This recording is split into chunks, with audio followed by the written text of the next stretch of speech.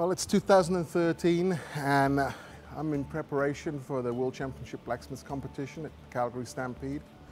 I've been asked by Mustad to show how I'm making the shoes. So it's a few weeks in. I've got a method for most of the shoes.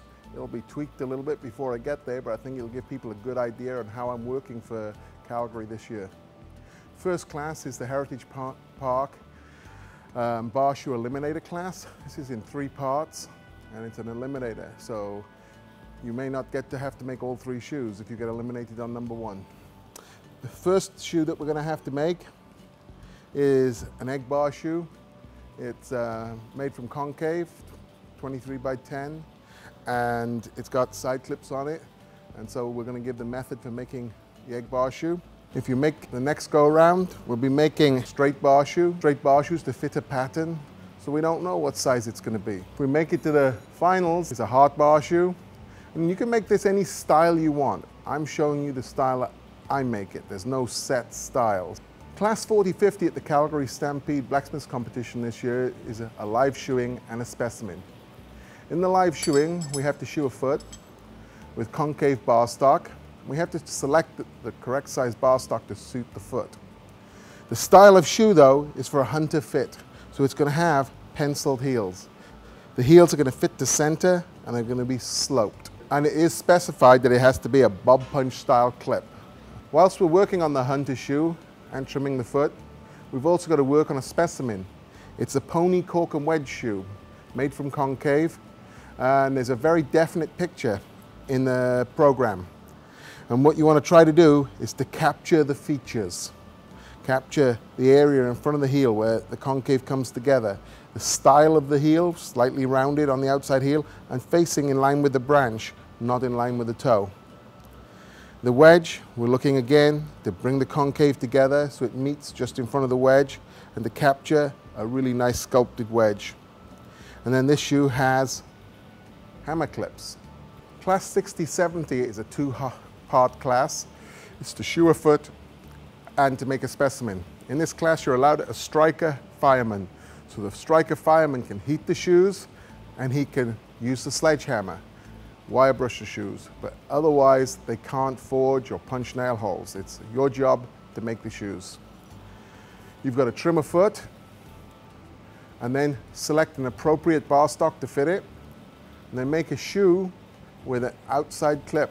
So you're going to create material from a macelet. 3/4 fulled shoe, but you can't see where the clip has been taken from. Okay, the clip is just part of the shoe.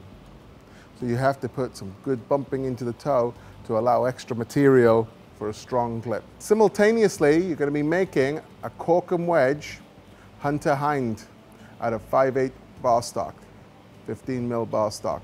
This is shoe with a high degree of difficulty because you have to swedge it and then you have to fuller it and get the fullering to come out in the right place. You can see from this picture of what style of shoe they're looking for. 3/4 fulled hind, cork and wedge, tool and fulled with hammer clips. Next class is the 4-man team draft shoeing. It's a pretty prestigious class at the Calgary Stampede. So our 4 men have to shoe a draft horse with appropriate 3/4 fulled shoes in 2 hours. Only 3 men can be working at any one time. 1 guy has to be holding the horse. Once we've got our shoes made, we've got a 3/4 fulled draft shoe, and these are chunky shoes. There's a lot of work making them.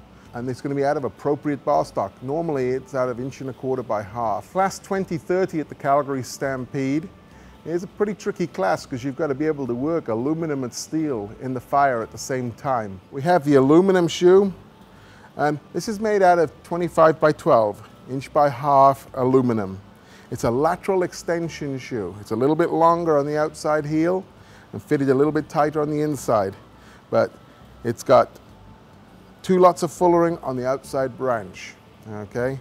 And it's really looking at the picture to see where the heel fullering ends, and I see it ending around the 2nd nail hole, okay?